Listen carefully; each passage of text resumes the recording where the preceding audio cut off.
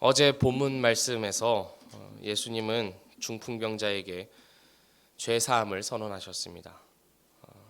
그 현장에 있던 서기관들은 신성모독죄라면서 불편해하였고, 예수님은 중풍병자를 이어 고치심으로써 예수님 자신에게 죄 사하는 권세가 진실로 있음을 증명해 보이셨습니다. 오늘 말씀은 예수님과 종교 지도자들 간의 그 갈등이 더욱 심화되는 것을 보여줍니다. 그리고 이 갈등으로 말미암아 마가는 예수님이 어떤 분이신지를 더욱 명확하게 드러내고 있습니다. 먼저 예수님은 세관에 앉아 있는 한 사내를 보십니다. 그 사람은 바로 알페오의 아들 세리 레위입니다. 예수님은 앞서 어부들을 부를 때와는 달리 단도직입적으로 일어나 나를 따르라 라고 말씀하십니다. 그리고 예수님의 부름에 레위가 자리에서 일어나 따릅니다. 그리고 곧바로 무대는 어디로 펼쳐지냐면 바로 레위의 집으로 이어집니다. 그 자리에 예수님과 그의 제자들, 그리고 세리 레위와 그와 가깝게 지내던 지인들, 다른 세리들, 그리고 또 다른 죄인들이 동석해서 잔치 자리를 즐기기 시작합니다. 그 장면을 본 바리새인들이, 그리고 서기관들이 굉장히 분노하면서 따져 묻습니다. 이미 예수님께서는 마을 회당을 돌면서 율법의 남다른 권위로 남들을 가르치셨고, 또 자신의 하나님의 아들이심을 이렇게 말씀하셨습니다. 그런 예수님이 율법과 동떨어진 부정한 죄인들과 식탁의 교제를 나누는 것은 바리새인들 입장에서는 율법을 모독하는 일입니다. 그냥 넘어갈 수 없는 문제였습니다. 바리새인들과 서기관들이 웅성대면서 예수님과 제자들을 부정한 자로 정죄하기 시작하는 것입니다. 어찌하여 세리 및 죄인들과 함께 먹는가? 라면서 말입니다. 그에 대한 예수님의 답은 무엇입니까?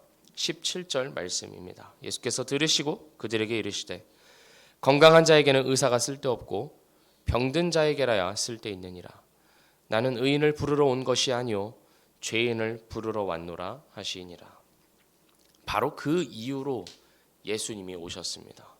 죄인들과 함께 먹기 위하여서, 죄인들과 함께 하기 위하여서, 유일하게 죄가 없으신 분이 죄인들을 대신하여 죽으심으로써 죄인들을 의롭다 하기 위하여서 오셨습니다.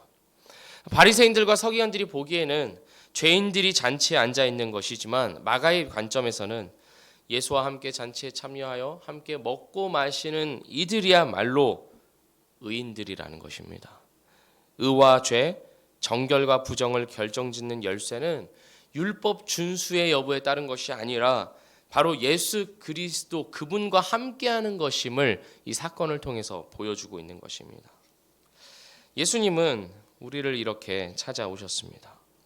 세리 레위가 세관에 앉아서 사람들의 세금을 걷고 있는 그 자리에 찾아오신 것처럼 예수님은 우리의 삶의 현장에 우리가 처절하게 살아가고 있는 그 삶의 한 복판으로 들어오시고 찾아오십니다.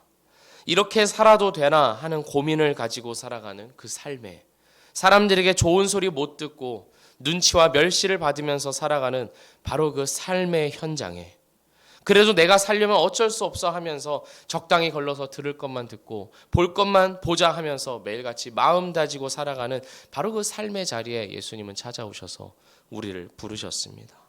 우리는 이렇게 생각하곤 합니다. 내가 좀 잘 준비되어야지 주님이 나를 사랑하시지. 내가 좀 떳떳해져야 주님도 날 받아주시겠지. 내가 이 세상 가운데서 좀 흠잡을 것 없이 좀 그래도 어깨 좀 피고 살 수 있어야 주님도 날 받아주시겠지 하면서 생각합니다. 그것은 나 스스로가 바리새인이 되어서 나를 판단하는 것입니다. 세리 레위를 찾아오신 예수님은 우리의 자격 요건을 따지지 않으십니다. 오늘 본문 말씀에는 마태가 그래도 마음을 좀 고쳐 먹었다든가 이전보다 나쁜 짓을 덜 했다든가 했기 때문에 찾아왔다고 기록되어 있지 않습니다. 세리 레위는 자신의 삶에서 그 사람들에게 욕먹고 있는, 멸시와 천대를 받고 있는 그 세관에서 세금을 걷고 있었을 뿐인데 그 레위를 주님이 찾아오신 것입니다. 주님의 오심은, 주님의 부르심은 나의 어떤 조건에도 달려있지 않은 것입니다. 혹여라도 나 스스로 생각하기를 그래도 내가 잘한 것 하나는 있지 않을까, 그래도 내가 뭐 하나는 잘하지 않았을까 붙들고 있는 것이 있다면 그 사람은 여전히 자기의 의로움을 믿고 있는 것입니다. 주님의 은혜를 진정 깨닫지 못한 것입니다. 주님의 은혜는 아무 공로가 없기에 진정 은혜인 것입니다. 이런 은혜를 받은 우리는 어떻게 살아가고 있습니까? 주님은 이토록 세리 레위보다도 훨씬 더 더럽고 추악한 나를 아무 이유 없이 찾아오셔서 주님의 사랑을 알려주시고 믿음을 주시고 무슨 값을 주고서라도 살 수 없는 구원을 허락하여 주셨는데, 우리는 혹시 그 은혜의 무게를 알지 못하고 헌신짝처럼 가벼이 여기진 않을까요? 예수 그리스도를 나의 가장 소중한 분으로, 유일한 사랑하는 분으로 여기며 살아가고 있습니까? 그리고 이 세상 속에서 우리를 부르신 목적대로 살아가고 있는지 우리는 돌아봐야 할 것입니다. 예수님이 바리새인들을 지적하신 것처럼 이 사람 저 사람 구분해 놓고, 내가 가까이 할 사람 멀리 할 사람을 구분해 놓고 내 취향에 따라서 내 입맛에 따라서만 교제하고 식사하고 장벽을 쌓고 있는 것은 아닌지 우리는 돌아봐야 할 것입니다. 어떻게 저런 사람과 내가 함께 할 수 있는가 하면서 나 스스로를 귀족으로 여기고 있는 것은 아닌지, 그 누구도 가까이 하기 싫어하고 혐오했던 자들이야말로 주님이 가장 가까이 하셨던 분들이라는 것을 기억하며 우리 삶의 자리에서 소외받고 외면당하는 자들에게 더욱 나아가는 우리의 삶이 되어야 할 것입니다. 예수님과 종교 지도자들과의 갈등이 심화되는 두 번째 사건은 금식 논쟁입니다. 어떤 사람들이 예수님에게 금식에 관해서 질문을 던집니다. 세례 요한의 제자들과 바리새인들은 금식 중인데 왜 예수의 제자들은 금식하지 않냐는 것입니다. 이에 대한 예수님의 답은 무엇입니까? 오늘 말씀 19절입니다. 예수께서 그들에게 이르시되 혼인집 손님들이 신랑과 함께 있을 때 금식할 수 있느냐? 신랑과 함께 있을 동안에는 금식할 수 없느니라. 예수님의 답은 혼인잔치입니다. 다시 말해서 기쁨이라는 것입니다. 금식을 주장하는 바리새인들에게 있어서 하나님은 어떤 분일까요? 금식을 비롯한 율법의 내용들을 하나도 빠짐없이 준수할 것을 요구하는 하나님입니다. 그 어느 것 하나라도 지키지 못할 때에는 정죄하고 심판하는 냉혹한 하나님입니다. 바리새인들은 최소한 겉으로는 이 모든 율법들을 준수하였습니다. 그렇게 함으로써 자신들이 하나님 앞에 의롭다함을 받을 수 있는 합당한 자라고 여겼습니다. 자신들이 의롭기 때문에 이어지는 행동이 무엇입니까? 자신의 기준에 미치지 못하는 다른 사람들이 자꾸 눈에 들어옵니다. 기준에 미치지 못하는 자들을 자꾸만 보면서 용납하지 못하고 정죄합니다. 다른 사람들을 정죄하고 심판하여 교정해야 할 대상으로만 바라보고 있습니다. 그 이유가 무엇입니까? 자신이 의롭기 때문입니다. 이것이 아이러니한 것입니다. 자신은 의로운 사람인데 자신 외에 다른 모든 사람들은 다 정죄와 심판의 대상이 되어 있습니다. 자신이 믿는 하나님이 바로 그러한 하나님이기 때문입니다. 하지만 예수님이 말씀하시는 하나님은 어떤 분입니까? 잔치 자리의 하나님입니다. 혼인잔치의 하나님입니다. 기쁨과 환희가 충만한 가운데 계시는 하나님입니다. 성부, 성자, 성령, 삼위 하나님께서 세상이 창조되기 이전부터 그 영원 전부터 서로가 서로를 향하여서 누리고 계시던 그 충만한 사랑을 가지고 계셨고, 그리고 성자 하나님 예수 그리스도께서 성육신하심으로 그 삼위 하나님 간의 완전한 사랑을, 혼인잔치의 기쁨과 환희를 당신의 택한 백성에게 알려주고 동참하게 하십니다. 그 누가 잔치 자리에 오는데 억지로 오겠습니까? 사랑하는 사람들과 함께 먹고 마시는 행복한 자리에 울상으로 오는 사람이 어디에 있겠습니까? 주님은 그것을 말씀하시는 것입니다. 하나님은 종교적인 하나님, 완벽한 율법 준수를 요구하시는 하나님이 아니라는 것입니다. 물론 하나님의 율법은 매우 중요하고 그 어느 것 하나 빼놓지 않고 반드시 지켜야 하는 것입니다. 그러나 그렇게 할 수 없는 우리들을 위하여서 하나님의 아들이 직접 이 땅에 오셔서 그 율법을 모두 지키시고 의로움을 획득하시고 자신의 백성들에게, 믿는 자들에게 그 의로움을 더하여 주십니다. 우리는 할 수 없지만 하나님이 다 하시고 우리와 함께 하나님과 함께하는 기쁨을 누리자고 초청하십니다. 죄로 인해 끊어졌던 하나님과의 관계가 예수 그리스도 안에서 회복되는 이 놀라운 잔치의 기쁨, 즐거움, 흥겨움, 환희를 누리자고 하시는 분이 바로 우리 아버지 하나님이다 라고 바리새인들에게 말씀하시는 것입니다. 그러니 신앙이라는 것은 기쁨이어야 합니다. 의무와 책임으로만 남아있다면 그건 비참한 것입니다. 예수 그리스도 그분 자신을, 그분을 믿는 자들이 누리지 못한다면 우리는 뭔가 잘못 가고 있는 것입니다.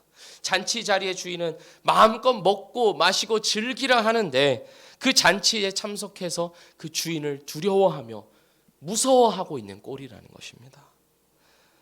우리는 우리의 신앙을 돌아보면서 우리의 이 척도가 바로 이 기쁨에 있다는 것을 잊지 말아야 할 것입니다. 어느샌가 나의 신앙이 의무와 책무로만 남아 있다면, 이것도 해야 하고 저것도 해야 하는 어떤 율법 준수의 수준에 머물러 있다면 우리는 신앙에 있어서 뭔가 다른 방향으로 가고 있는 것입니다. 신앙의 본질은 바로 하나님 그분 자신이 되신 예수 그리스도, 그분을 인격적으로 우리가 알고 누리고 사랑하는 그 기쁨을 누리는 데 있다는 것을 우리는 돌아보며 그 방향으로 나아가야 합니다. 예수님과 종교 지도자들과의 갈등이 심화되는 세 번째 사건은 바로 안식일 논쟁입니다. 예수님의 제자들이 안식일에 밀밭 사이를 지나가면서 이삭을 잘라 먹었습니다. 많이 굶주렸던 상태에서 살기 위해서 한 일이었을 것입니다. 그런데 바리새인들이 이 일을 가지고 시비를 겁니다. 어찌하여 안식일에 일을 했냐고 따져 묻습니다. 그러자 예수님께서는 사무엘상 21장 1절에서 6절까지 기록되어 있는 다윗의 진설병 사건을 말씀하십니다. 그 사건을 간략하게 말씀드리자면, 다윗이 사울을 피해서 도망 다닐 때 아히멜렉 제사장에게 가서 먹을 것을 구했더니 아히멜렉 제사장이 다윗과 그리고 다윗과 함께하는 소년들에게 성소에 올리는 진설병을 주어서 먹게 하였습니다. 만약에 아히멜렉이 그 상황에서 이것은 줄 수 없다, 이것은 너가 아무리 배고파 죽어가고 있을지라도 이것은 성소에 올리는 떡이기 때문에 절대로 줄 수 없다라고 했다면 어떻게 되었겠습니까? 다윗의 목숨은 위험했을 것입니다. 그러나 다윗은 하나님이 선택하신 자였고 이스라엘 왕국을 수립하는 과정에서 일어난 일이기에 다윗이 성소의 진설병을 먹는 것이 정당한 일이 되었습니다. 그렇기 때문에 다윗보다 크신 예수님이 오셔서 하나님 나라를 세워가고 계시는 중에 일어난 이 일도 당연히 정당한 일이 됩니다. 바리새인들은 계속해서 보고자 하는 것이 율법을 지켰냐 안 지켰냐 하는 것입니다. 안식일에 일을 했냐 안 했냐 하는 것에만 치중해서 판단하고 정죄하고 있습니다. 하지만 더 중요한 것은 그 안식일이 무엇을 위한 것이냐 하는 것입니다.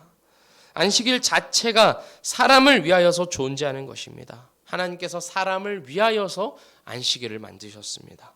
사람이라고 하는 존재가 일만 하기 위하여서 살아가는 존재가 아니요, 하나님의 형상으로 지음받았고 하나님을 섬기고 사랑하기 위하여서 존재하는 자들임을 안식일을 제정하심으로써 알려주시는 겁니다. 사람이 진정 하나님 품 안에서 안식하고 회복되고 다시 힘을 얻어서 일할 수 있게 되는 복된 시간이 바로 안식일이다. 그런데 바리새인들은 이 안식일의 정신은 잃어버리고 사람을 판단하는 도구로만 안식일을 사용하고 있는 것입니다. 사람을 살리기 위한 안식일인데 사람을 비판하고 내몰고 죽이기 위한 안식일이 되어버렸습니다. 안식일을 지키기 위하여서 사람이 존재하는 꼴입니다. 예수님이 이것을 지적하고 계신 겁니다. 진짜 안식일은 안식일 규례를 하나하나 지키느냐 마느냐에 달린 것이 아니라 안식일의 주인 되신 예수 그리스도 안에 있느냐에 달린 것이라는 말입니다. 예수 그리스도 안에서 병들고 썩어버린 사람의 영혼이 소생케 되어 사람답게 살아가고 숨 쉬고 생명을 누리고 살아가는 것, 이것이 참된 안식이라는 것입니다. 우리는 어떠합니까? 우리는 어디서 안식을 누리며 살아가고 있습니까? 우리는 진정 쉼이 필요할 때 어디로 달려가고 있습니까?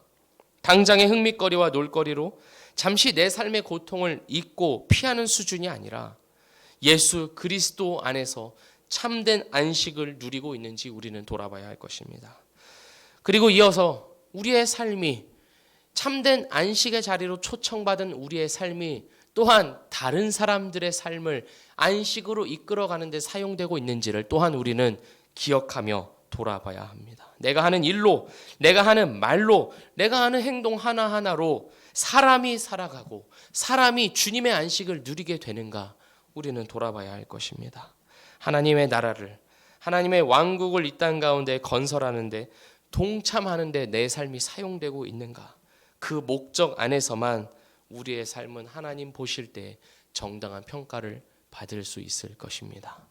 오늘 이 세 가지 사건을 기억하면서 새 시대를 가져오신 예수님 안에서 참된 안식과 또 기쁨과 환희를 누리시면서 살아가시는 우리 모두가 되기를 주의 이름으로 축복합니다.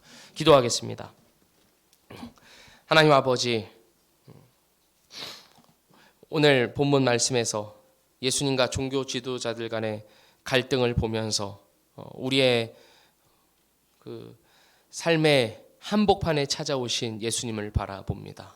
우리는 우리의 죄악 가운데 행하여서 썩어질 육체 가운데서 멸망할 자리로 가고 있었지만, 그런 우리를 주님이 내버려 두지 않으시고 찾아오셔서 우리를 부르시고 주님을 따르는 자들로 만들어 주셨음을 다시 한번 바라보며 감사를 드립니다.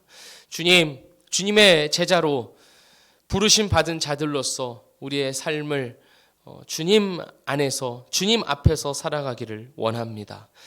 율법을 지키는데 머물러 있는 것이 아니라, 종교적인 행위를 행하는데 머물러 있는 것이 아니라, 그 종교가 아닌 그 안식의 주인으로서 이 땅에 오신 예수 그리스도를 더욱 찾고 의지하고 누리고 기뻐하는 참된 신앙의 자리로 나아가는 우리의 삶이 되도록 축복하여 주시고 인도하여 주시옵소서. 날마다 주님을 더 알아가게 하여 주시고, 날마다 주님을 더 사랑하고 우리의 삶 가운데서 더욱 체험하여 가는 기쁨을 누리도록 인도하여 주시옵소서. 예수 그리스도의 이름으로 기도합니다. 아멘.